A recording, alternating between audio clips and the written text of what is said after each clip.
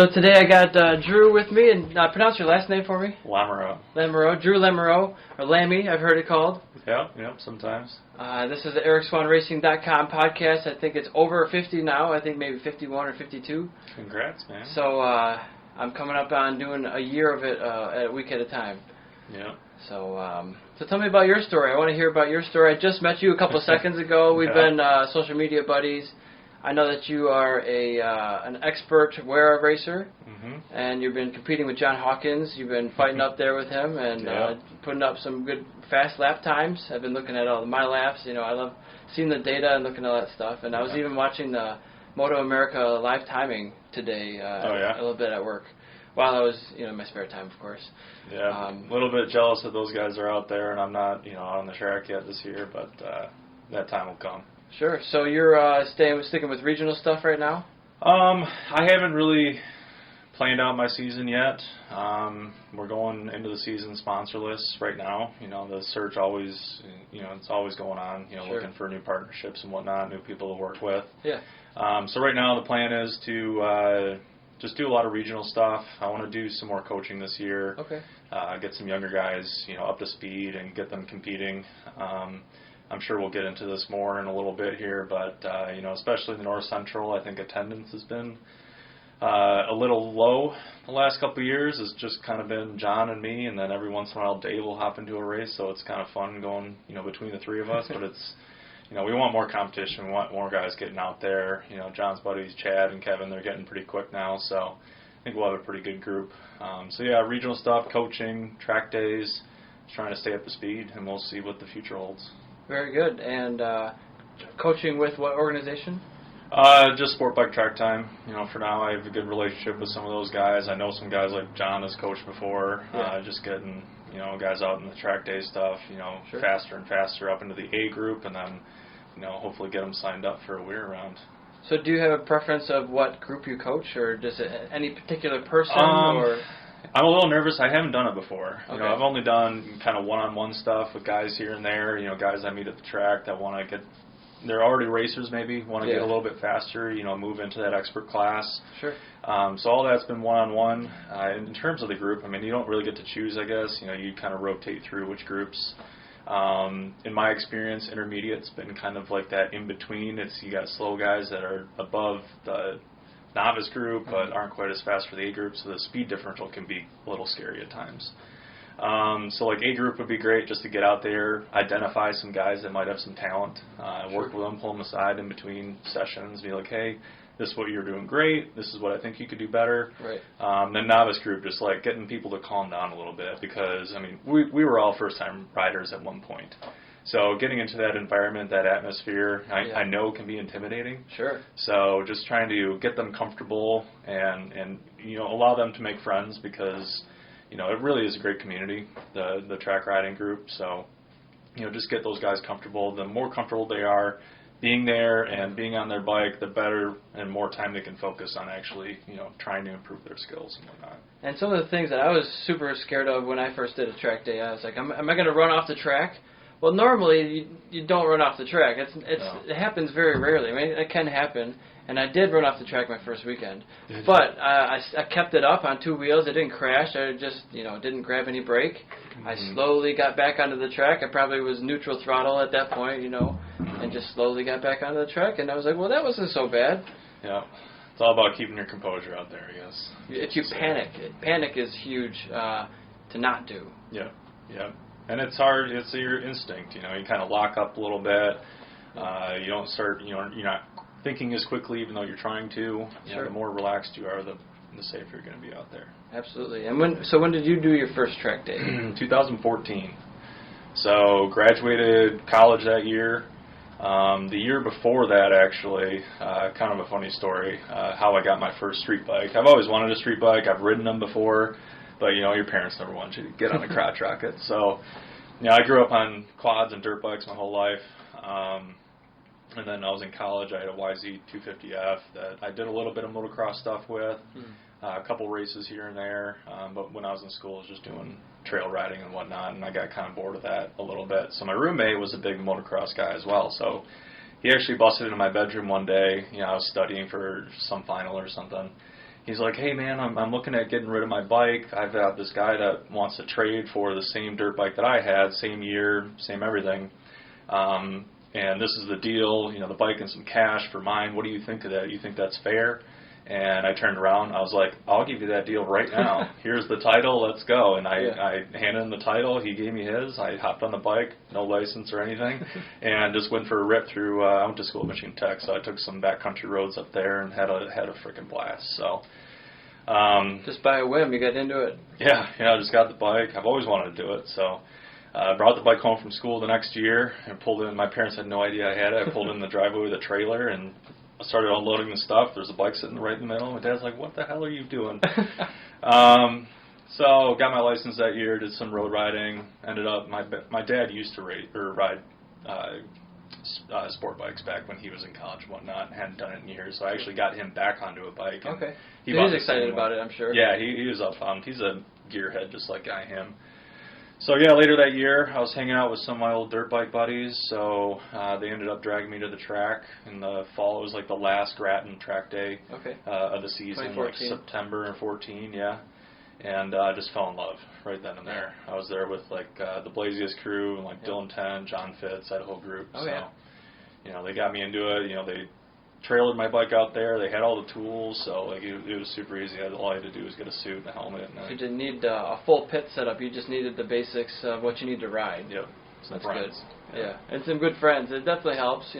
I did that my first couple of times when I went to a track. I went with a group because I had a trailer, but it's an open trailer you saw in my backyard. It's not like you can't sleep in it. There's no in my trailer. So it was good to go with a group of guys who were knowledgeable. I didn't have a generator then, so I was just getting to the point of taking my kickstand off, and not even had tire warmers at that point. So it was nice to be able to at least have a generator, but for a fan, I didn't have warmers at that point still. So it was nice to be with a group of guys who could teach you some things too and ride with them. And we were all on different bikes, different skill levels, but we were all in novice, intermediate at that time when we first started. So it was fairly the same skill level. Yeah. And, it's great to have friends, and then you start accumulating your tools and becoming more independent. I got a 6-foot or 8-foot long trailer open. Oh, yeah. So I was doing the tent camping, had the track for a couple of years, actually, and got rained out a couple times. Had to go, crash at I forget what that hotel is on the golf course out in Close one, yeah. Yeah. So, we just slowly started growing and progressing, a little speed and then setup and whatnot, and it got more involved and more expensive, but more fun at the same time. So sure, yeah. I'm sorry I'm making the grid smaller by me not being out there. I definitely, my heart's out there.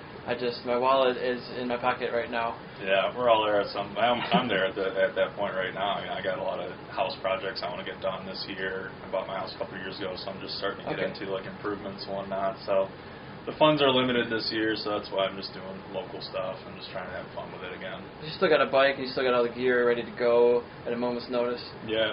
Well, not quite at a moment's notice. My R6 is still a little banged up after the end of last year. So. Oh, you had a crash? Yeah. Finished off the season a couple rounds early at Pittsburgh with a pretty gnarly accident, so... Yeah, that Pittsburgh's a nasty one. I've crashed there several times in one weekend. It was raining, that's my excuse. But it's a tough track. That was back when it was still Beaver Run, right? Yep, it was still just the North Course, or just the course. There was no the course. There was no other course. But yeah, Beaver Run, Pit Race, Pittsburgh International Race Complex, one and the same. Yeah. And it's a fun track. It's very difficult. I would like to try the new layout. Oh, it's great. And it looks like there's a lot of elevation. Very, I don't know if you want to say Grattan-esque. Yeah. There's not a lot of S's, it doesn't seem, but there does seem to be a lot of elevation and tricky corners. Yeah, a lot of blind entry, put a lot of faith in yourself, but it's a great track, a lot of high-speed corners, some slow speed.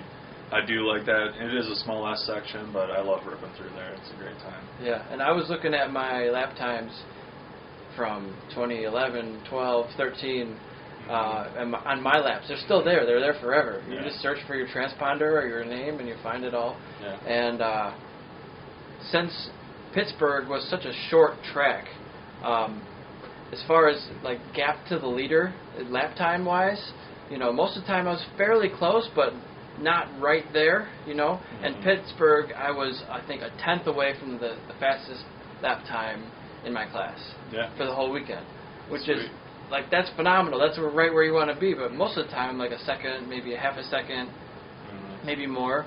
So I guess how would you rate yourself? And it depends on the track, though, right? Totally depends on the track. There's some tracks I'm more comfortable at. I think John and I tend to go around Grattan pretty well. Yeah. But I don't know, that Nelson Ledges track just clicks with him, and I don't get it. But You're doing 7s there, 6s? I would have to go back and look. I think I've been down in the 7s a few times. Yeah. I think I was 9 or I think I got into the 9s. I want to say. Yeah. But definitely the 10s for sure. And that was before the repave. That was sketchy as hell, man. Then we boycotted it the next year. The whole WERA organization, or all the riders anyways, boycotted going there. It was that bad. I was like, I kind of wanted to go because I did so well there. I was fast there, but it wasn't safe. And it was good that we all came together as a group and said, we don't really have a union, but we made our own for that instance. We came together as a community and said, we're not doing this anymore. It's not safe. But it sounds like they repaved it, so I'd like to try it out because it's a nice course. It's a nice layout. Yeah. Just the surface wasn't good when I was there. Yeah.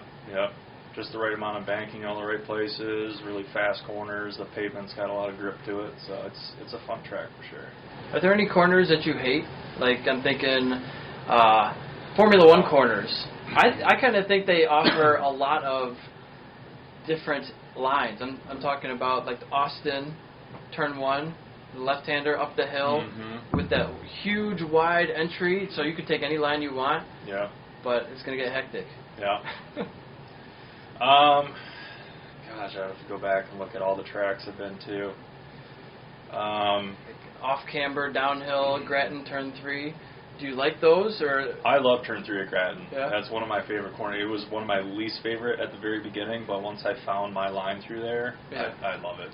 I can get on the gas right when I want to. Yep. And actually getting on the gas, like right, how you come down the hill. Going which way? Normal way. So Clockwise? Clockwise, yeah. Okay.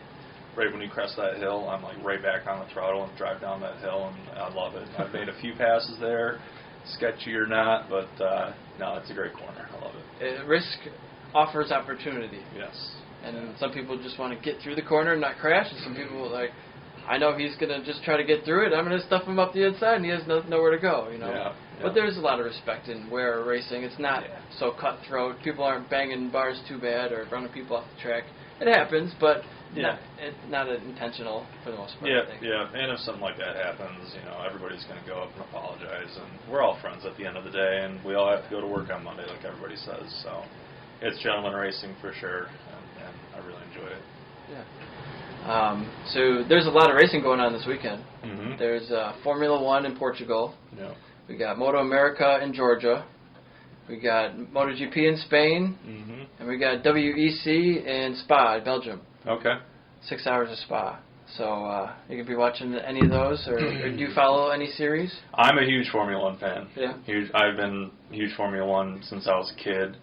My dad got me into it. That's probably where my love of racing came from initially. Mm-hmm. I'm definitely going to tune into the Moto America rounds. I got a few friends there this weekend. Love to see them do well. And then, the MotoGP stuff I'll definitely be tuning into for sure. So most of it, yeah. Yeah, I don't know actually how to watch the WEC yet. I think I might have the video pass for it. I have to check. Yeah. Seems like all those guys are doing the online streaming thing, so that's how I watch Formula One and obviously Moto America. So. Yeah, I have almost all the video streaming passes that you can have. I don't have one for British Superbike.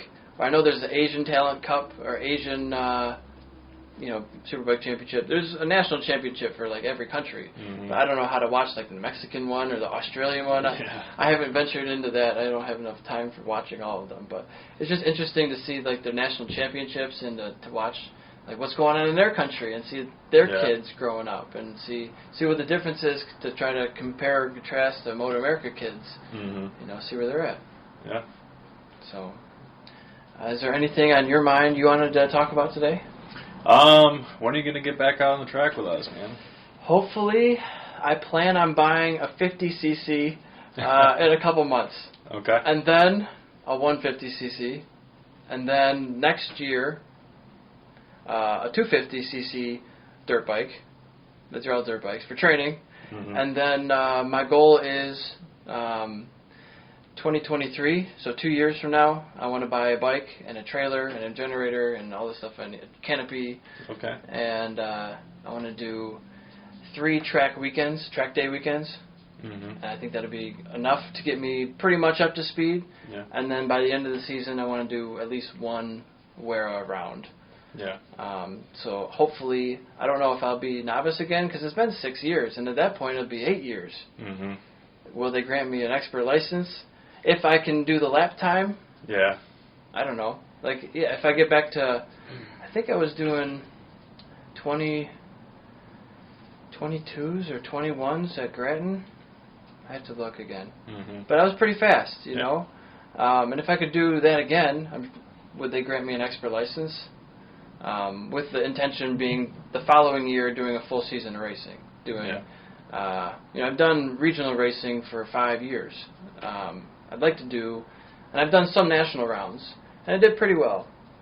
But I'd like to do a full season of wear a national, and then, if my business is doing well enough, maybe I could do Moto America the following season. Yeah. In that progression, because it really bugs me that I gained my professional license in 2015, but I wasn't able to use it financially. I just ran out of money. I crashed pretty hard into a guardrail. I was in the hospital for 2 weeks, but that didn't. The medical thing wasn't what stopped me. I broke 7 bones, but I did a Tough Mudder less than 3 months later.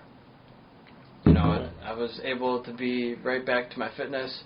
I was so dedicated. I went to the gym and worked out as much as I could. I still do physical therapy. Well, as far as yoga, I consider that physical therapy for my shoulder, anyways. So, yeah, I'm back to full strength. It's just I need full strength budget. Yeah, I hear Doesn't you. everybody, right? Yeah, the things we could do with a budget, man. So I've come to the point like sponsorship was great. I had 20, and they helped pay for a lot of things and a lot of free parts and discounts here and there. But as you know, they don't usually write $50,000 checks too often. Yeah. So I'm trying to write my own check from paying myself. Yeah. And so talk about my business real quick. Yeah. EricSwanRacing.com and ShopESR.com. I sell parts online. I started with books and CDs and DVDs and cassette tapes and old clothing and video games and all the old stuff that I had. I was looking to get rid of. I was like, well, why don't I just put it on eBay instead of Salvation Army? Mm-hmm. So I'm selling a lot of that stuff still, but I'm also selling motorsports goods. I have 9 vendors. Mm-hmm. Forget them all if I name them off the top of my head, but motorsports products, like Driven Racing, Bonamici, Spark Exhaust. I have 4 exhaust brands: M4, Spark. I have Akrapovic, Mm-hmm. and there's another one in there, Carvin car exhausts. Mm. And so, we have access to like 11,000 unique products, and so far only maybe 1,000 or 2 of them are listed online because it takes a long time to do that. Yeah. It's not a get-rich-quick scheme. It's a real business. It just takes time. Yeah. So I have a full-time worker in India working for me, and I've had other family members and had physical employees here. I've been doing this for like 5-6 years now. So Cool. I still have a full-time job, unfortunately. Mm-hmm. It's not to the point where I can do this alone yet. Yeah. But it's getting there. It's definitely growing, and I've hit some 5-figure months recently, and I'm on pace for my best month ever right now. So Congrats, man. it's exciting. It's just you want something to happen, and then it feels like it takes forever to get there. Yeah. But you just gotta be patient, and with a lot of businesses, I feel like you have to always be doing that business and operating it until you have like a major team, below you. Right. But something like this, I do feel like at a certain point I can start to step away and automate more things much more easily when I get rid of the physical inventory in my basement. Yeah. Because then I can be with a laptop and be anywhere in the world, and hopefully get to a point where I can hire another virtual assistant, and so I don't have any physical employees, I don't have a physical location. Yeah. But yet, tens of thousands of dollars in revenue go through the business every month. It's the goal. Yeah. So it's an idea anyway. I've read like the 4-Hour Work Week by Tim Ferriss. Okay. I'm a big fan of him, and that's kind of how I sparked the idea. So I've worked for sport bike parts companies before, and I've seen all the revenue that goes through there. And like, man, if I could just have a small percentage of this, like your life would change. Mm-hmm. So that's what I'm still on right now. Is just that idea. Are you trying to specialize in one form of motorsport? It sounds like you've got car exhaust and then sport bike stuff. Are you looking to get into like dirt bikes and mini bikes and everything, or? So I actually have like Jim O'Neill as a motocross brand. So I want to do all motorsports. Okay. But right now I'm specializing in mostly sport bike parts.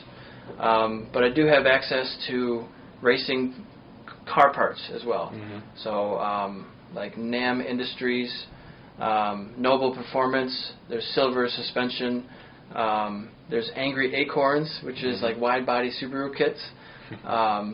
There's a whole bunch of parts I have access to, and none of that's listed yet. Only the Noble Performance wheel spacers are listed, I think, out of that. Not even the Carbon. It just takes so long. It's like, what do you focus on first? You have all this stuff in front of you. You only have so much time, you know. So it's hard to pick and choose what gets worked on. Yeah. You know, but you have to be brutal with it. What gets, what or who accepted me first? Yeah. Do that one, and then go on, so on and so forth. So it's really getting better. And I have a manual that I've written. It's how to do every part of the business so that other people can do it without me intervening. Yeah. And the idea is for me not to be there at all, and you can just here's how to do page 42. Look at that, and then let me know if you have any questions. If you have questions, we'll add it in as like a FAQ at the bottom. I've had like 10 different people, different employees, go through this manual and like change things. And then I had my dad. My dad wanted to help out. He helped out for like 6 months with one of the brands and helped me get it online. And he is a very smart guy, but he's not super computer smart. It's very different. Like, you have to now explain different things that weren't in the manual before because somebody's not going to understand this. And now I got people in India working, and they might not understand what you're saying to them. So you might just have to say it a different way, or use different words to say the same thing. It's like, I just told you how to do this. What don't you understand? Well, just say it a different way, and they'll get it. Like, oh, now I understand. Yeah, things that come to us very naturally just because we grew up in kind of a tech era that, and then I'm sure our parents can teach us things that we wouldn't even thought of before. Or slang words we don't even think are slang. They're like, I don't know what this is. Yeah. What does this say? What do you mean? Mm-hmm. So it's little cultural barriers there, but it's definitely it's a journey, that's for sure. Yeah. So you're trying to sell car parts. Have you done any kind of auto car racing or anything? I have a lot of kart experience with not shifter karts, but like the local kart tracks. I'm actually going there tomorrow to kart with a bunch of friends, my cousin, maybe my roommates. We'll see who shows up. But yeah, I'm really fast in a kart. I have raced a car one time. I've raced an Audi in an autocross event at Autobahn. Okay. With cones, and I got third. You got like 3 tries, 3 runs. It's like a 30-second thing. It's really quick. But yeah, I'm fast. I know what I'm doing. I need money, and then I'll be racing everything. Like my plan is I want to do at least a full season of racing. I like to go for championships because then if you do like one-offs, it's hard to really be competitive. Mm-hmm. It'd be fun to do one-offs and random championships, but I don't have that kind of money. So I'd like to do wear a national championship or go for a Moto America thing. Would be like a super sport would be awesome. But also I have ambition to do karting because karting is the fastest way to get into a race car.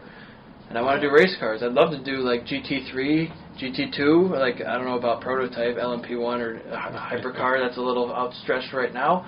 But I mean, I have a simulator upstairs. I can show you when we're done with this. You can try it out if you like. Yeah, absolutely. And it's legit. I'm fast in that. I'm fast in anything with a motor. It's just I'm trying to build the funds to do it so I don't have to rely on anybody else. Because you see, like, Elena Myers, 10-year veteran pro, one of the only females on the grid, loses a ride. Mm. Like, how does that happen? It doesn't matter who you are anymore. It's just they don't care, or it's not about caring. It's a money thing. It's a business, and they pulled out for a reason that had nothing to do with her. Mm-hmm. And so I don't want to be in that situation. I just want to be self-sufficient, and I'm trying. Now, here's a question. Do you think we've seen a couple success stories? I think Lewis Hamilton's younger brother is one of them, where he grew up sim racing. Yeah. Because obviously his family was sporting Lewis. So he grew up doing what he could do at that time, and then I think a few years ago he hopped into a rallycross car, I think, and now he's doing that. Do you think sim racing is a sufficient training tool to get people, just to hop right into a car and be fast? I think you have to respect it way more than you respect the sim, right? When you get behind a real wheel. Yeah. But I think it's sufficient. I think it's very helpful. I don't have a ton of race car driving experience, but I have a lot of kart driving experience, and I'm fast in a car, which translates to a car. So you can say I have car experience. But yeah, I think it's very helpful. I think it's really like you've seen the Gran Turismo. They have those competitions. They had one a few years back, and they put the driver in a real car, and he's just as fast as the pro guys. And for a while, they would allow to have a pro driver. It was usually pro-am for these events. And so the pro driver in a real car could be drive the pro. And then the amateur, they deemed, could no longer be the winner of the sim racing, because he wasn't an amateur. Even though he's never been behind a car, he's deemed not an amateur. He has to be a pro, because they were so fast, they were not amateurs. It's a weird in-between there. Right. So he's never had car experience in real life, but he's faster than any other amateur. So that tells you, yes, by far, if you can do it, and I've said this to a bunch of people who I've thrown on the sim, if you can do this in the sim, you can do this in real life. Yeah. Like, oh, really? I don't understand. Like, I have a problem in the sim. I definitely push the front too much. Yeah. I overcook the front, and it helps out maybe sometimes for your lap time, but it's not the faster way around the track, because you're losing time. I should maybe get on the gas sooner, but it's like a mental thing. Mm-hmm. It's like you realize your trends. So I'm trying to break that trend, but now I feel like, well, I could have broke harder in that corner. I don't want to be wasting time. Yeah. Yeah, I mean, I think the traditional racers would say, you have to, like, you drive with your ass, right? So you want to feel the car through your butt, feel the car through your hands, and I think you lose a lot of that, sensory information when you're sim racing. I haven't done a whole lot of sim racing, I'll admit. Yeah. I hop on every once in a while when a friend has one, or Sure. I think Pit Race has a sim in their little gift shop area that I've tried out a few times. Yeah. Which is kind of cool, like actually doing pit race on the sim in a car. Oh, yeah. Using a lot of the same braking zones that we would for a bike, and the car obviously can stop a little lot different. faster. Yeah. So I was losing a ton of time, but it was a lot of fun, that's for sure. My friend Al Zahui, who I did podcasts with really early on, probably in the first 10 or so, he has a ridiculously awesome sim that's better than mine. So mine, I have the best wheel and pedals, but I got the shittiest base that you mount it to. Okay. Unfortunately. So it kind of wobbles. It's not stationary. It's not fixed. It's very movable, which makes it more difficult. But my friend Al, he's got one in his basement that's 3 screens. It's all hooked up to the unit, and it's fixed. The wheel doesn't move, except for obviously right and left. Where it's supposed to. Where it's supposed to. And but he has hooked it up to a computer. So he uses iRacing, and I think it's Assetto Competizione Corsa, or whatever it is. And those are the real iRacing games. I'm using like Formula One and Gran Turismo, which are great. They're good, but I would like to have iRacing because you can race Pittsburgh, you can race Grattan, you can buy a la carte pretty much any track you want. That'd be awesome. That'd be awesome, right?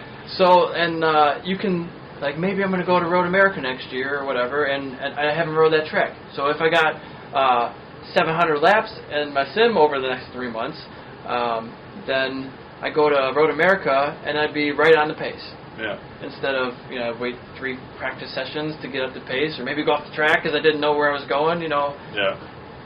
it helps a lot. I think just for the mental part of it. And these tracks are laser scanned. It's like these tracks, every little bump is on the track.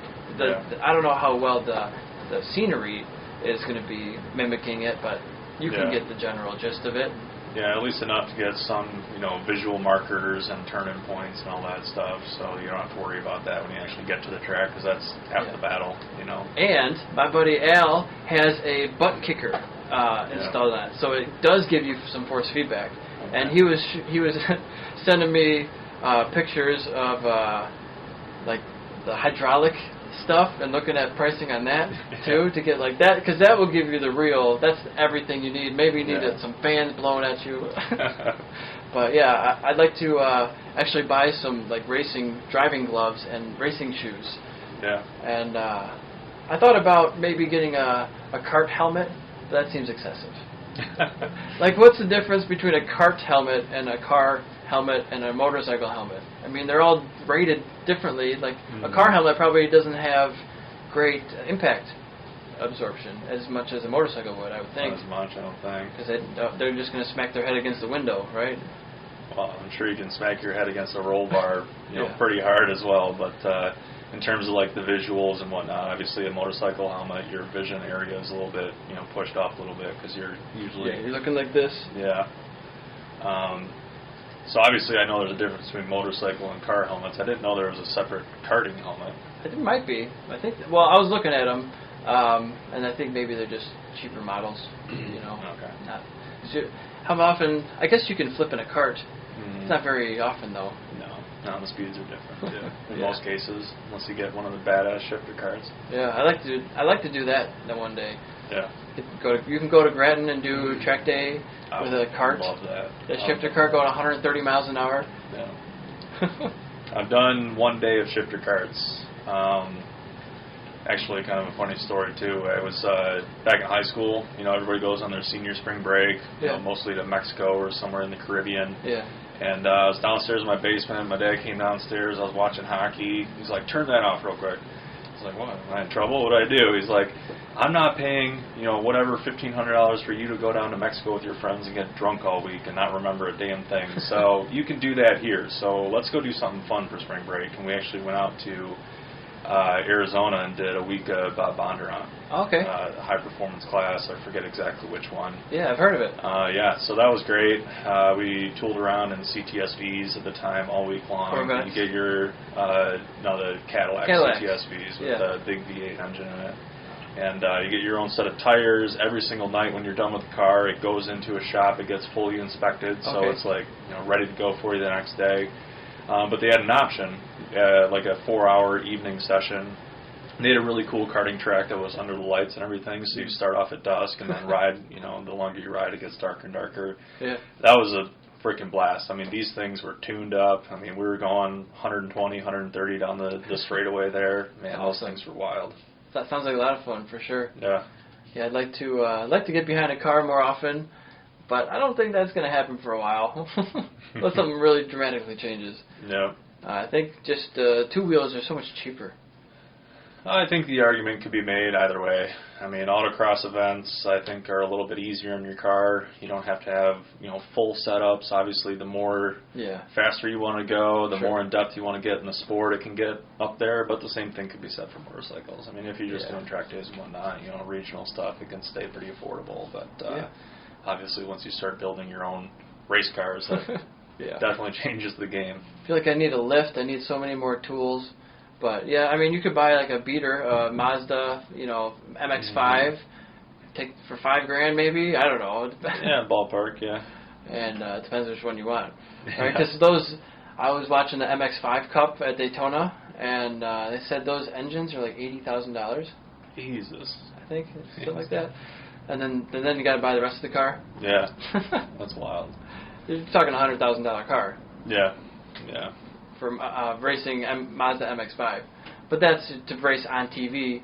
If you're racing on a superbike, you could spend $100,000, or even a 600cc in Moto America. I hear 50,000-60,000 isn't out of the question. No, absolutely. So be competitive. It's not that crazy, I guess. No.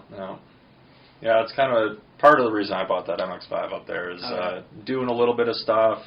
I wanted to do an autocross event last year. My buddy texted me. He's like, "Hey, I'm doing this event." It was only like 4 miles away from my house at a big community college parking lot.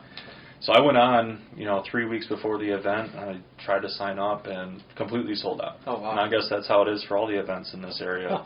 Is that it's super hard to get into. You have to plan way ahead. You never know what the weather's going to do, obviously. But I'm going to start tinkering with that thing and get that, doing autocross, maybe a Grattan track day every once in a while. So. I did take my truck on Grattan before. I did a couple laps. To dry it off? Yeah, and when it was snowing and ice in turn 1 and like turn 6, they said, guys got to take your vehicles out to break up the ice. Yeah. And so... I probably would have just thrown the bike in the trailer and gone home, to be honest. No, it was fun. Got my truck up to, I don't know how fast. But it'd be fun. Is there a limit? I'm sure there's classes for autocross. Could I take my truck there? I don't know. I'm sure you could. It'd be fun. Just take whatever. Run what you brung. Yeah, exactly. Exactly. So I see you got some Upper Peninsula stuff on your water bottle? Yep. Yeah, I love it up there. I've been going up there since I was a kid. My grandmother had a house right on Lake Superior that she lived at most of the year. She went down to Arizona in the summertime. But, when I was younger, we'd go up in the summer, and obviously we didn't have a whole lot of summer obligations when you're young kids like that. So we'd spend like easily 3, 4, 5 weeks up there if we could. Nice. And so that's where I got into riding. So dirt I just disappear on the quads or the dirt bikes, go off on the trails and disappear all day long, come back all muddy and half the time without any fuel in the thing. Yeah. But yeah, and then that was obviously a big factor in why I wanted to go to school up there, because I was so familiar with the area. Obviously, there's a million things you can do up there. I fell in love with mountain biking up there. Big snowboarder, Michigan Tech. You get the free pass to the school hill, and then Mount Bohemia is just an hour up the road. So that was a lot of fun. I mean, you just couldn't run out of things to do up there. A lot of snow up there, right? Oh yeah. It's like Canada, basically. Yep, I was just up there last weekend, and it snowed 2 out of 3 days we were there. Wow. In late May. Or late April, I'm sorry. Yeah, late April. Well, it's not unheard of to get snow in May. Yeah. I had snow on my graduation weekend. It's wild. Yeah, I've been up to the UP a couple times, but it's been a long time since I explored there on my own. I don't think I've ever explored there on my own, but I was up there with my parents a long time ago. So that was when I was younger. I barely remember it, So yeah. I'd like to go up there and do some mountain biking. I plan on doing some mountain bike rounds this year for Mountain Bike Championship, MMBA, CPS, but they don't go up all the way up there. Yeah. But Iron Mountain, up that way, looks like a nice place. Yeah. Yeah, anywhere in the UP is great. I mean, Munising, you got Pictured Rocks if you're into kayaking and hiking and stuff like that. Then obviously Michigan Tech has their own network of trails, which is where I learned how to ride, and they're endless. And then you go all the way up to Copper Harbor, and you got a lot of downhill trails there. Okay. You can pay a guy like $20, and he'll drive you to the top of Brockway Mountain, bomb down all day long, $20. That's not bad. It was great. So you got your own personal chairlift. Yeah, exactly. Exactly. It sounds like a blast. My aunt has a cottage up in Crystal area, Crystal, Michigan. It's like mid-Michigan. Yeah. So I like going up north, but yours is truly up north. Yeah. Or more up north, anyway. You ever go up any further north to Canada or anything? I mean, I have a lot of family from Canada. My mom's born and raised in Canada, so I go up to Ontario all the time just to visit family. I go up there for work too, but no adventures up there. Not yet, anyway. Not yet. My cousin went up to Alaska, and drove around there for quite a while and explored, and just all the stories that they had is tremendous. It makes me want to get out of my state a little bit more. I mean, Michigan's great, don't get me wrong, but I haven't been west of Texas. Yeah. So I'd like to get out there and see some cacti. Yeah, it's a different world out there too, man. I've been out to California a few times just for work trips mostly, and I was there at Tesla factory, and I had no idea what I was getting into. It was my first time there, and I walked out of the back of the factory. And there's a mountain range, like right freaking there. I was like, I'm going to go hike that after work today. Yeah. And it's like 10 miles, base of a mountain, 3-4 hour hike up to the top. It was great. That's not too far. Yeah. That's pretty cool. Yeah. Gives you something different to Yeah. do. That's not your norm. Get out of the hotel. Yeah. Once in a while. What's the elevation up there? Oh, A couple thousand feet, probably. Yeah. It's pretty cool. Mhm. Yeah. Yeah, Colorado would be nice. I've seen some beautiful pictures out there. Oh yeah. It'd be nice to go to some wilderness area. Like Yeah. just nothing is there. Because I live on a main road. I'm 50 feet. We measured. Yeah. I'm 50 feet from a main road, and it's loud all the time. Yeah. I'm sure you tune it out after a while. Yeah, you kind of get used to it. Play music or got fans blowing, and it helps. But Mhm. you don't like to look out your windows. It's like it's not a lovely place. There's not a lot of good scenery. I guess if you like cars and bikes, it's not too bad. You hear cars ripping by sometimes. Oh yeah. Like, oh, that's a McLaren. I know what that is. Yeah. Yeah. Get to identify engine sounds a little bit better, maybe. Yeah. Short drive down to Gratiot or Woodward, where all the car guys hang out on the weekend. That's what I used to do in high school. Yeah, and you're in Roseville. That's not too far away. I'm in Novi right Novi. now. I thought, Yeah. I thought Roseville for some reason. I lived in Roseville for a while. Okay. Lived over right between Gratiot and Groesbeck, 12-mile area. Mhm. So it was all right. I lived there for a while, but lived here for going on 6 years now. Cool. Cool. So I think I'm looking to buy a house, which is why I'm not at the track right now. Trying to get my money right, trying to buy a house, and a 50cc bike would be nice, so I can do some cheap training. Yeah. Go to cart, Yeah. and yeah. and they do that there. So, and then my cousin's got some land up north, Onaway area. Mhm. So you can ride up there as much as you want. Mhm. There's no mailbox, there's no utilities. It's like a plot in the woods type of thing, and it's pretty cool up there. So if I have a bike, I can ride up there. Yeah. He's got trails he made and all kinds of routes. So I want to buy a lap timer, and we could set some lap times and all that stuff. And actually, in the back here, during the pandemic, people were freaking out, and they said, don't even go on the trails because it could be, COVID exposed and a bicycle ride from 20 feet behind you. So I'm like, I don't know what to do anymore. Yeah. So I made my own trail in my backyard in the woods. It's like a half mile, Yeah. looping back around and all over, and it's pretty cool actually. I've done like hundreds of laps in my backyard. Cool. But I don't have a lap timer to time it, so it'd be nice to, like, when I have people over here, it's like, hey, you want to do some lap time in my backyard? Yeah. I can get on your mountain bike and see what kind of time you do, Something fun to do. Yeah. But yeah, so I'm going to buy a house maybe in Auburn Hills or Rochester. Okay. Don't know exactly where, but I work in Pontiac, so I want to be a little closer there. Mhm. We'll see what happens. What do you do for work? I'm a logistics coordinator, I guess you could say. Traffic coordinator is my title. I do shipping and receiving for an aluminum blanking company. Okay. So we ship out about 500,000 pounds, and we receive about 500,000 pounds a day, and I do all the paperwork. Holy smoke. That's a lot. Yep. So anywhere from 15 to 50 semi-trucks full of material every day, and Wow. they all got to come through me. Cool. So it's a big job. It's got to be right. It's important. If you ship something to the wrong state, it's a problem. Yeah. It's always that's always a problem. But Yeah. it's just managing all the personalities of the people, the personnel. Sometimes difficult when they're twice or 3 times your age. Yeah. And they're Can't not, always and choose they're who you not work doing it with. right. Yeah. It's frustrating. So yeah, but I do that from 6 to 2 every day, and then I come here and then do my business from 2:30 to question mark. Yeah. Usually 6 o'clock. I usually stop around about 6:30 and get some food, and then do all my personal stuff, like do the dishes and the laundry, and I need to cut the grass, and all the other stuff. And then get on a mountain bike. I don't know how you have time for all that stuff, man. Yeah, I don't anymore. I really don't. I've been slacking on my fitness, to be honest. Although I had a good weekend last weekend. I rode at the park at Stony Creek. I did a 14-mile mountain bike ride. I rode around the mountain bike area. They have a new trail there. It was pretty nice. And then I did a loop around the lake. But it kind of irked me because they didn't mark off one of the trails that I was using, and then there's all of a sudden a new trail in the way, and there's like trees everywhere.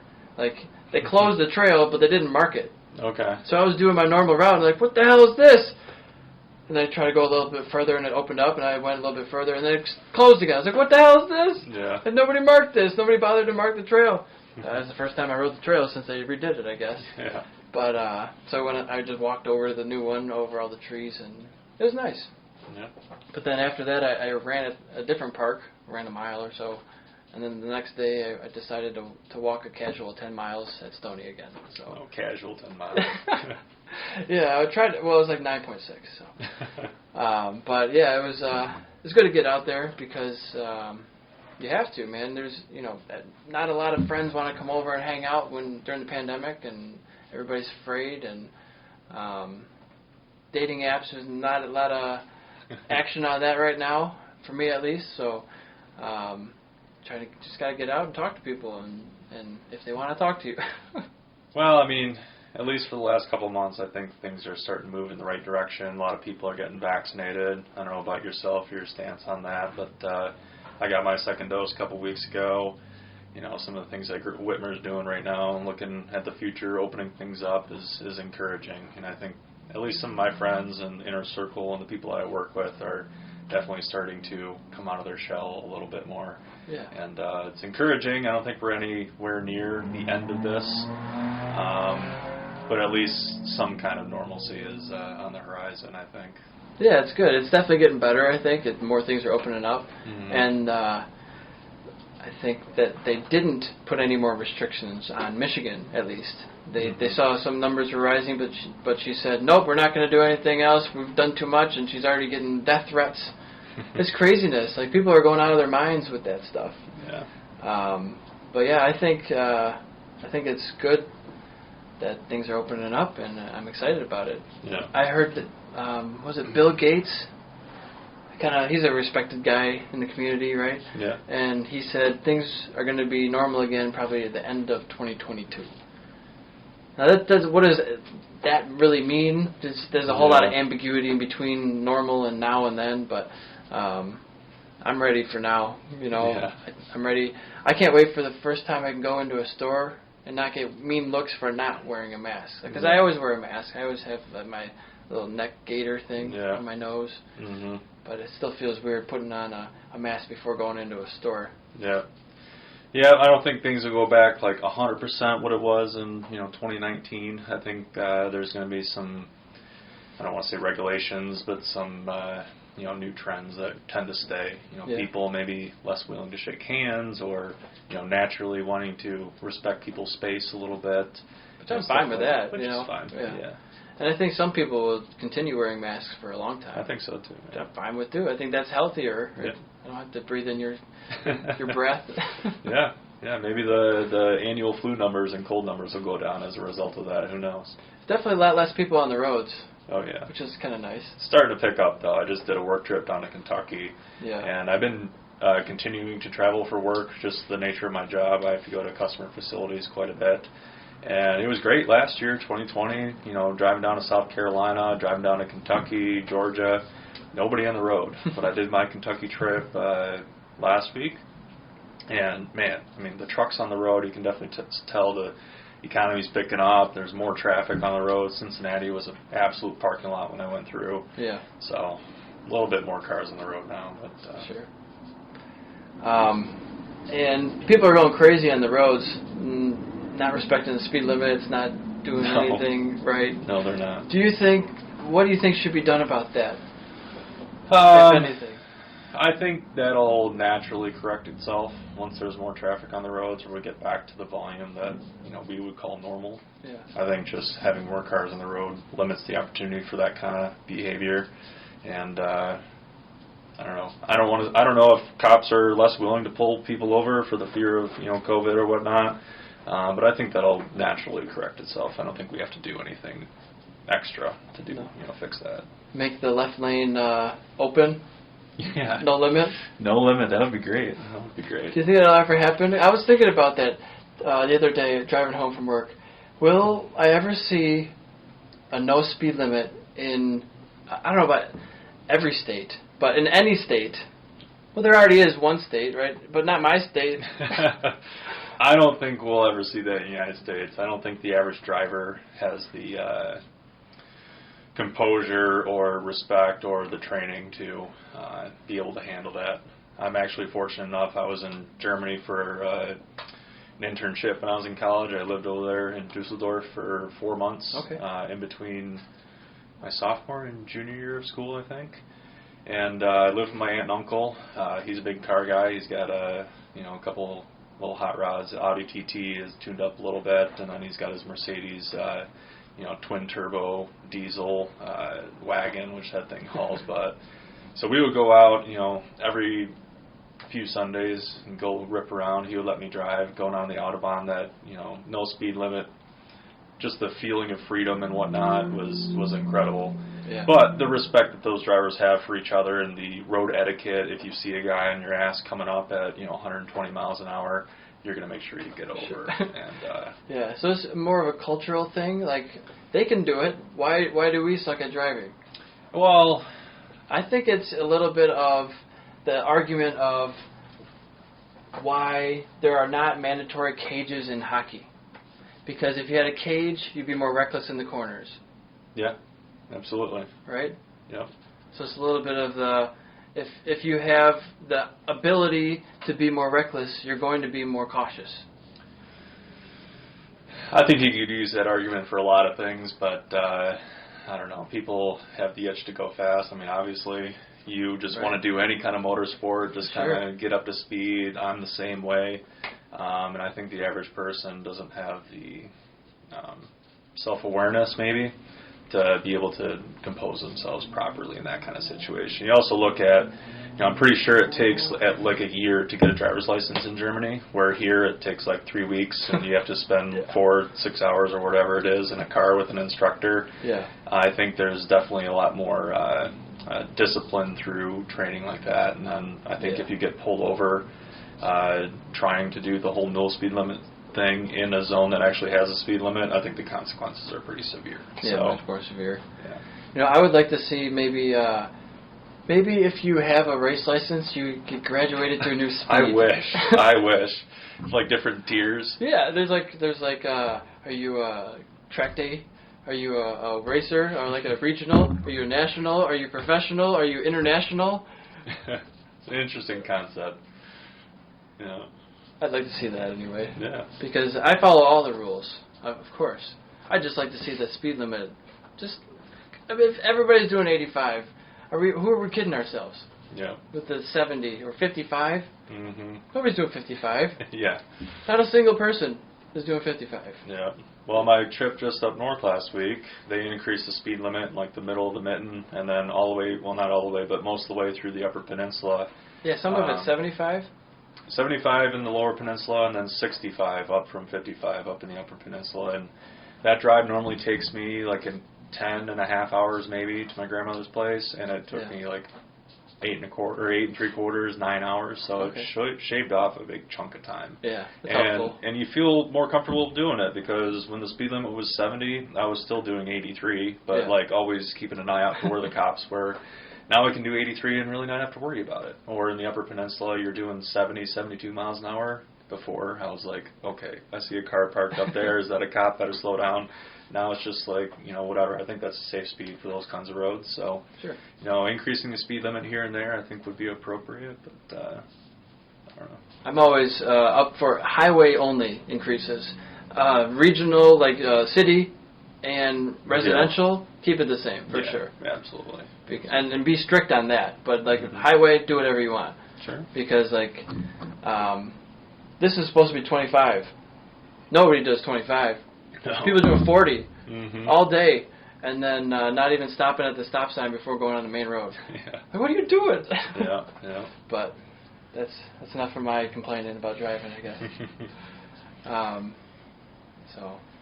So tell me about this podcast thing. I'm a huge podcast fan. I've got my dailies. I listen to like 3 or 4, maybe 5 a day, depending if I'm traveling for work or in the car on the way to the office commuting. Yeah. So, I mean, how'd you get into it?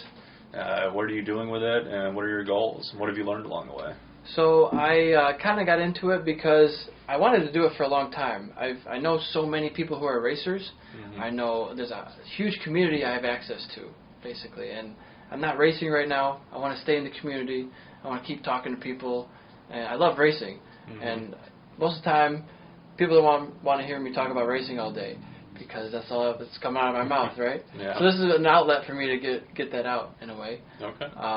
And also, I want to help promote my business. I want to create original content. And I ran out of pictures to post. I posted every picture that I have of me on a motorcycle. Yeah. You know, there's no more. So I don't want to keep reposting the same things. Or for a while, I was reposting other people's things, which is helpful. Yeah. But this is just something new and something that I'm creating that's never been done before. Nobody's talked to you on a podcast in this way before at my house. Yeah. You know, it's just unique. It's original. Dustin Apgar is somebody who I interviewed recently. Mm-hmm. Unfortunately, he passed away, and I feel like it's so valuable to have that captured. I don't know. That means something to me. Yeah, absolutely. You know, and for a while I was doing a lot of them. I was doing like up to 3 and 4 a week with working a full-time job and running a business on the side. And I have 2 renters also, and you know, trying to have a life. It's a lot. So I'm trying to scale it back a little bit, maybe doing 1 or 2 a week at the most. And I still have 3 or 4 I need to edit and post before I get to yours. Mm-hmm. Yeah. So it'll be 3 or 4 weeks or so now because I have a queue, which is great because now it's consistent, trying to post once a week, you know, type of thing. I do feel a little bit bad sometimes. It feels a little too long of a time frame, but what can you do? It's okay. I mean, I know just in the limited experience I have with like YouTube and the whole social media game, I know consistency is very important. So if you're posting once a week, then people know to look for it once a week. Right, yeah. And sometimes I was just like, whenever I get it done, I'll post it, you know. Yeah. Sometimes it's like that too. So yeah, it's just something new I'm trying out, and you know, as I go further, not to say that you're not a high-profile guest, but I could get some like movie stars or like high, you know, international professional racers and whatnot, and that'll just give you higher visibility, and hopefully I gain more following from it, and hopefully people like what I'm saying and don't think I'm an idiot and like to follow, and I don't know, just throwing it up there and seeing what sticks kind of thing. Yeah, yeah. I mean, us motorcycle guys, we love talking about it. So it's easy to talk about. You know, yeah, and I don't think it'd be much harder to get a high-profile guy on here than me on here. I know it took a little bit of time for us to get coordinated, but I mean, it is a cool experience. You know, just come on here and talk about bike stuff and you know, anything else that happens to circle us when we talk about that world. Sure. You know, I'll give a shout out to Alberto Arenas, the Moto3 world champion. He said he'd come on here, but he hasn't scheduled one yet. Yeah. But he said, yes, I'll do it. That'd be sweet. And there's been a bunch of guys, like, I reach out to anybody and everybody. Like, sometimes I'll search for somebody's name, like, oh, let me look at him too, you know? Yeah. And I'll send it to him too, and like, there'll be days where I send like 40 or 50 requests out.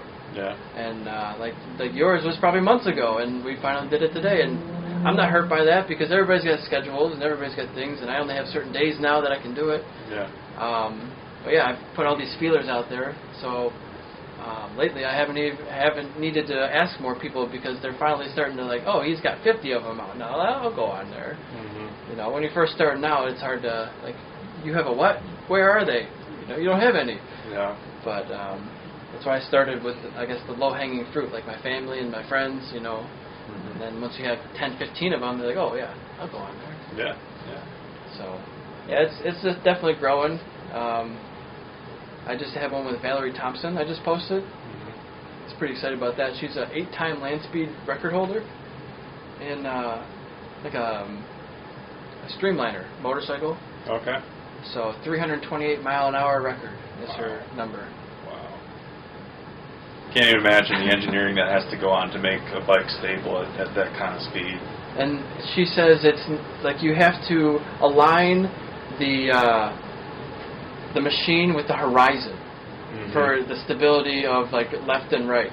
Yeah. That's the speed you're moving at. Yeah. Yeah. What do you think the fastest speed you've recorded is? I think I have. Obviously, it's gonna be Road Atlanta. I got to gear up for that back straight. I think my GPS came in at like 158, 159 or something like that. Okay. Yeah, I've actually never ran GPS speedometer on my bike, so I don't know. Mm-hmm. It's funny. People always claim 600. Oh, my 600's gone 800 miles an hour. Yeah. No, or like they say 180. Right? Is the number that some people claim? That's not. Unless you're going downhill on like a 45-degree angle with the wind at your back and somebody pulling you. Yeah, you're not you got gonna go 3 miles to get up to that speed. Yeah, that's not going to happen. But yeah, 150s, 160s is reasonable. Yeah. Maybe on a super sport build, 170 at a certain track with a draft. Yep. Yeah, with a draft that would help certainly. But everybody always asks, "What's your top speed?" That's not the most important thing for motorcycle racers or racers in general. We don't really care about our top. It's kind of cool to a number to say, but it's not like you go home from the weekend. I went 160. That's never what you say, right? No. You're like, what you care about is lap time normally, right? I did 120 or 121, whatever it is, you know. Yeah, usually when people ask me that question, I say fast enough where you're not looking down at your speedometer. Yeah, and they told me when I was first starting to cover up my speedometer with painter's tape, so you don't even look at it. It's not a distraction. Yeah. But is yours covered up? No, I just choose to ignore it. Yeah, it's not a big issue anymore. No, it's only like the first couple of track days that's an issue. Yeah. Now, the only time I look down every once in a while is if I like miss a shift or I miscount what gear I'm in or something. I'll have to take a peek at what gear I'm in, but that's about it. Sure. So yeah, I was going to talk about some of the guys that got down on the bottom here. Some sponsors. You probably see some of them. Oh yeah. Sport Bike Tire Service, Sport Bike Track Time. Yep. Use those guys a lot. That's where it all started. I was a Michelin guy for a lot of years just because, I made friends with Dave Gray. Everybody in this area knows the Dave Gray. And, he was a great mentor to me and, pushing me and, kind of pushing me towards racing and then, helping me out. Give me tips, give me tows every once in a while. Working on my bike with me. I mean, great guy. Are you on the Dunlops now, or the Pirellis? I rode Dunlops, obviously, preparation for Moto America, so I switched to Dunlops in 19, because I did 2 rounds of Moto America that year. I've ran Pirellis before. I loved them, just because of what the Sport Bike Tire Service has done for me. I have a soft spot for Michelins. I want to keep supporting those guys, so I've been back on Michelins, but I might try out Pirellis this year. Okay. I'd like to get back on those and see what those feel like again. I've actually got a couple sets sitting up in my attic right now at the house, unused because my season was cut a little short last year. I see, yeah. But yeah, I don't mind exploring tire options. I kind of struggled with setup with the bike and the Dunlops, getting those things to work. They turned out to be a more expensive tire just because I seem to use them up or damage them to the point where I can't really use them or only use them during track days, which you don't do a whole lot of when you're racing. Yeah. So, kind of bounce around a little bit, Sure. And the compounds always change with the temperature, really. Yeah. Do you have a preferred compound? I mean, Michelin was easy because it was one compound and it worked well pretty much everywhere.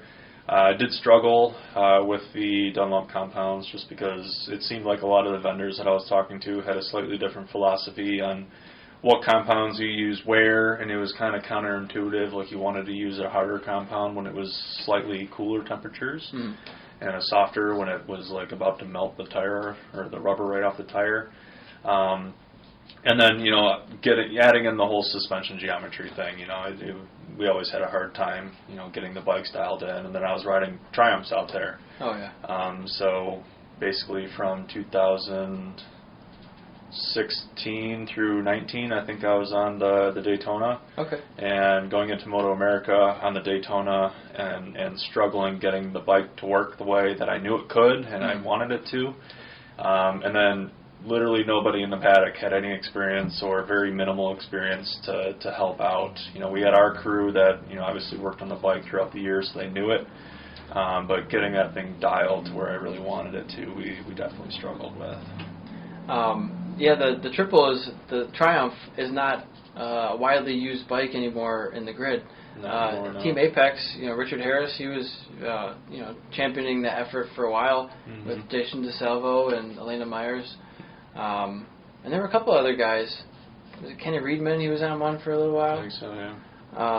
But it seems like a fast bike. I had a Triumph for a year or so. Yeah. I got right back down to basically the same exact lap time on no practice on the Triumph that I did after years on my Kawasaki. So it was, I think, a faster bike than my Kawasaki was. It was newer. It was 0-mile engine, all new Brembo braking parts. Those brakes were so much better. I couldn't believe it. Yeah. And also, it had a slipper clutch. I had never used a slipper clutch before.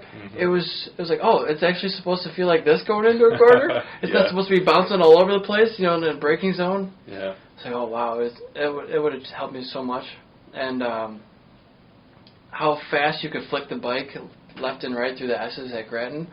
I was catching people so fast in the S's, I couldn't believe it. I was like, this is so easy, and the torque was really what made me crash, I guess. I was not used to the torque. Yeah. And I had tried to use too much throttle out of the corner and just high-sided myself. I just didn't have enough time on the bike to get used to that power, that machine's, not vulnerabilities, but strengths. So I had always been used to the inline 4-cylinders, and that was the first triple I ever had. Yeah, yeah. Definitely very different. So I went from Kawasaki was kind of where I started, when I did a lot of track day stuff and first got into racing. I did 636. That thing was great. I have one too. Yeah.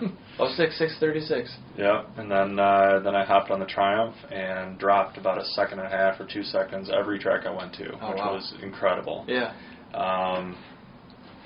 Probably mostly setup. I mean, I did have Olean suspension on the Kawasaki, but I was so new to it that I didn't really know what to do with it. Then I got on the Triumph and felt right at home. Obviously, it's a very different bike to ride, not just in the engine and the brakes and everything, but just the general geometry. It seemed to work well for me. I like kind of sitting on top of the bike and then trying to get down low with it. So that took a little bit of getting used to, but once I got used to it, man, it was like a glove. I mean, it was so comfortable, and I knew what it could do. Yeah. That's where I really learned how to brake, because the Brembos on that thing allowed you to push it pretty deep, and I think I learned a lot of braking skills with that bike, because that was one part of my riding that I struggled with on the Kawasaki. In my early years of racing, it seemed like everybody was always passing me in braking zones, probably just being a big wimp, but that aspect of my riding I definitely improved upon on that Triumph, because it was so forgiving and gave you a lot of feedback. And now I've transferred that onto the new bike, which is the R6, and figuring that out and everything. So you're trying out a new brand.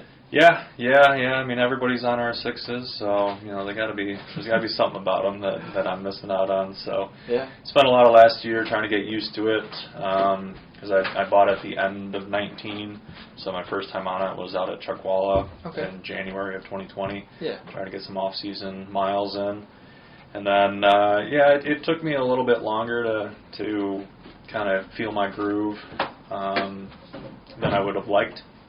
Because I took it back to Michigan, obviously, and I was doing my regional stuff, a couple national rounds here and there, and I just wasn't at the pace that I knew I could be at. But it was getting better and better throughout the year, and then we hit the Pittsburgh round in August or September, whenever it was, and that's where it just clicked for me. I was like, okay, I love this track, I know this track like the back of my hand, and if I can't get this bike to where I need it to be here, then I don't know what I'm going to do. Yeah. But it started to come back, and I had, it started off to be a great weekend until the crash. So. What were you struggling with? Just trusting, not trusting it, but, I didn't want to push it too hard in the corner. I knew that it could do at least what my Triumph could do, and probably more. So it was just getting up to, all right, this is what this bike is going to give me in terms of feedback and stuff like that. So it was just building that bond with the R6, I guess. Yeah, getting used to it. Yeah. Not throwing away, making a silly mistake. Yeah, because I was on limited funds last year too, so I didn't want to, bungle up the brand new bike. Sure. First time out, so. And do you want to give any sponsor shout-outs to anybody? Or any people who have helped you out? Yeah, I'll go through the list. Obviously I've touched on Dave Gray and Sport Bike Tire Service and Track Time. That's where I started out, just doing track days and, getting up to speed and whatnot. Dave was there, Bavel, those are great guys to always have around the track. Then once I started racing, my first novice year, I did okay. Alex Brooks and I were going at it quite a bit, and that's when I hooked up with Doug Cornett at Dynamic Motorsports, and him and I have been partners pretty much ever since then. He's been a huge support, huge help for me. He actually was crewing for me whenever we did not only regional rounds, but he was a huge help for the Moto America stuff because the year prior he spent with Nolan Lampkin. Oh, yeah. So he had the experience and he knew how everything was supposed to work and the scheduling and all the details in the bike had to be a certain way, with tech inspection and whatnot. So he was a huge help for that, and actually and a phone call, but I'm sure we'll continue to work together in the future. Apex, obviously they were into Triumphs for a long time, so I got to know Richard pretty well. He did me a solid, man. I grenaded my motor at Moto America Pittsburgh in 19, and I didn't have time to get another block before the next round, which was going to be Barber Moto America. And so I called Hanshaw. I was like, hey, what can you do for me? And he's like, just give me a second. I got a Richard Harris motor sitting here. He doesn't know what he wants to do with it. Maybe he can, loan you the block. And Richard ended up gifting me the block just to go out there and race Moto America. And I was awesome. so appreciative for that, man. It's such a cool thing to do. Yeah. Other than that, Bell Helmets, Sport Bike Track Gear has been a huge help for me. Those guys over there always hooking me up with parts. Ran into some issues down at Barber Moto America where I didn't have the right engine covers apparently, and that message didn't come through because they flagged me in tech at Pittsburgh, but that information went to one of my crew guys that frankly doesn't know a whole lot about motorcycles, so by the time the message got to me, I didn't realize I needed to make a change. So I was down in Alabama, didn't have the parts that I needed, they weren't going to let me ride. For case savers? Yeah, case savers. Okay. And I had the composite ones with plastic sliders on it, and you needed, a metal base with maybe a plastic slider, a metal slider, whatever you need. But, so I didn't have the right ones. Called up STG, and they're like, yeah, we'll have them there at 10 a.m. tomorrow. Overnighted, first thing. And they were there, and allowed me to ride that weekend. That was probably one of the most fulfilling weekends in terms of like racing and ability and just being in that atmosphere, and I couldn't have done it without those guys. So. Barber is a great track to do it at. Yeah. Beautiful facility. Yeah, I love that place. I get down there as much as I can. For sure. Yeah. And are you online anywhere? Yeah.